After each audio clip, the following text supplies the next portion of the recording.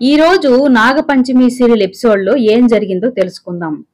పంచమిని చంపడానికి వచ్చిన రౌడీలు పంచమిని చంపడానికి తరుముకుంటూ ఉంటారు. తను పరిగెడుతూ కింద పడిపోతుంది. అంతలో రౌడీలు కత్తితో పంచమిని పొడవబోతూ ఉంటే నాగేశ్వరి అక్కడికి వచ్చి పంచమిని కాపాడి వాళ్ళని అక్కడి నుంచి తరిమేస్తుంది. వాళ్ళు ప్రాణభయంతో అక్కడి నుంచి పారిపోతారు.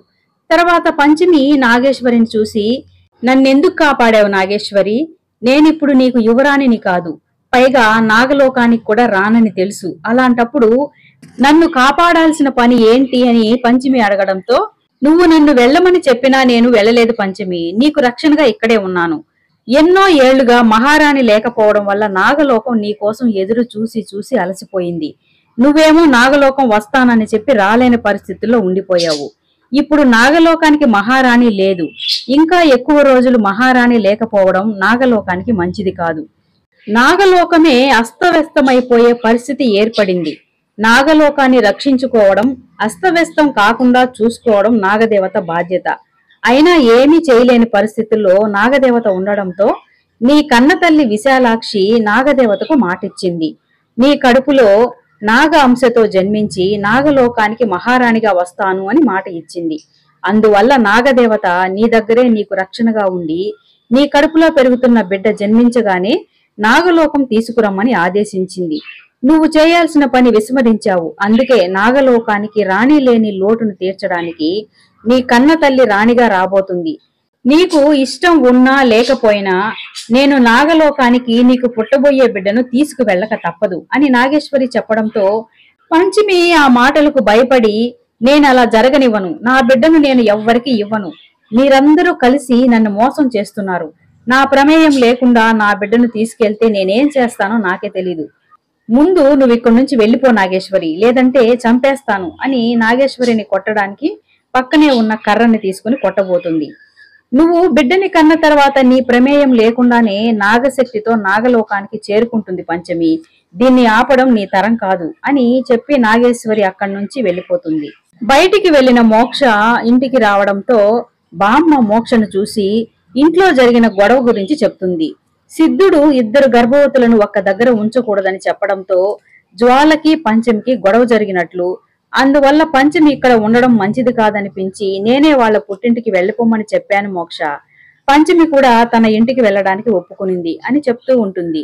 మోక్ష కోపంతో వాళ్ళ అమ్మని నాన్నని గట్టిగా అరిచేటప్పటికి వాళ్ళు వస్తారు. నేను లేని సమయంలో చాలా బాగా ప్లాన్ చేసి పంచమిని పంపించేశారు. మొదటి నుంచి మీకు పంచమి అన్న మా బిడ్డ అన్న ఇష్టమే లేదు. అందరూ కూడబలుక్కొని చివరికి నా భార్యని పంపించేశారన్నమాట. ఒక పసిగుడ్డుని భూమి మీద పడకుండా పుట్టకుండా చేయడానికి ఇన్ని కుట్రలు పన్నుతున్నారని నేను అనుకోలేదు అసలు. గురువు గారు అని చెప్పారు, సిద్ధులని చెప్పారు, డాక్టర్ అని చెప్పారు. ఏంటమ్మా ఇది? ఒక బిడ్డని పుట్టనీయకుండా చేయడానికి ఇన్ని ప్రయత్నాలు చెయ్యాలా? మీరు మనుషులా రాక్షసులా? మీకు కొంచెం కూడా ప్రేమ అభిమానం అనేది లేదా? పంచమి గర్భవతి అని తెలిసి కూడా పంపించేశారు. అక్కడ పల్లెటూరులో తనకి మెడికల్ కేర్ అవసరమైతే తను ఏం చేసుకుంటుంది? మీరు కూడా వాళ్ళతో చేరిపోయారా నాన్న? మీరైనా ఖండించాల్సింది కదా.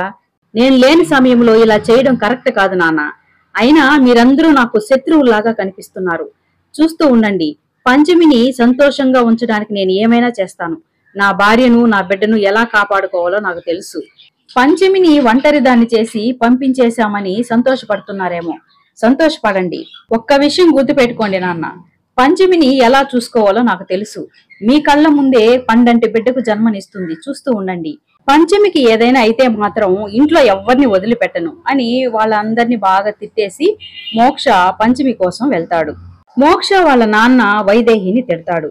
నువ్వు చేసే పనుల వల్ల నా కొడుకు దృష్టిలో శత్రువుగా మిగిలిపోయాను, ఇప్పటికైనా మారవా నువ్వు అని తిట్టేసి రఘురామ్ అక్కడి నుంచి వెళ్ళిపోతాడు.